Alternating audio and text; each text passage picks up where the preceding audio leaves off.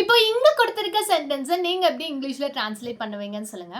நான் கிளாஸ் ரூம்குள்ள போன உடனே எனக்கு டீச்சர் கொஸ்டின் கேட்டாங்க.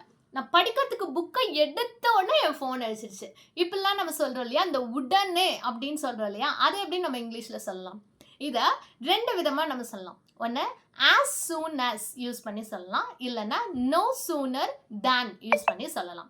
as soon as யூஸ் பண்ணோம் அப்படின்னா, இப்போ இங்கே கொடுத்துருக்க சென்டென்ஸை 2 சென்டென்ஸாக நம்ம பிரிச்சுக்கலாம். நான் கிளாஸ் ரூம்க்கு உள்ளே போனேன், என் டீச்சர் எனக்கு கொஸ்டின் கேட்டாங்க. இதுதான் இருக்குது இல்லையா.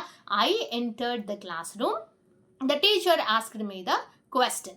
இப்போ இதை எப்படி நம்ம as soon as யூஸ் பண்ணலாம் அப்படின்னா, இது 2த்தையும் கம்பைன் பண்ணி அதுக்கு முன்னாடி as soon as போட்டுற வேண்டியதான். as soon as I entered the classroom, the teacher asked me the question. நான் கிளாஸ் ரூம்குள்ளே நுழைஞ்ச உடனே இந்த டீச்சர் எனக்கு கொஸ்டின் கேட்டாங்க. அவ்வளோதான், முடிஞ்சிருச்சு.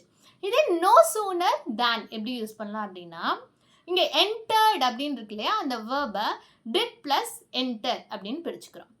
no soonerக்கு அப்புறம் அந்த did ஆட் பண்ணிடணும்.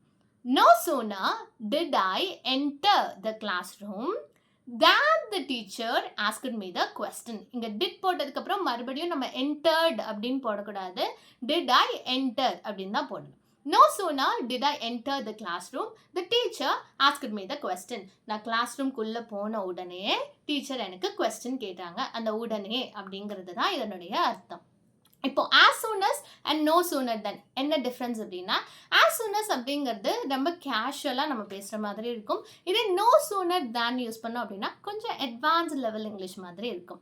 இப்போது இங்கே கொடுத்துருக்க 2 சென்டென்ஸ்க்கும் எப்படி as soon as and no sooner than use பண்ணி சொல்லலாம் அப்படிங்கிறத comment in the comments. Thanks for watching this video and I will meet you in the next video.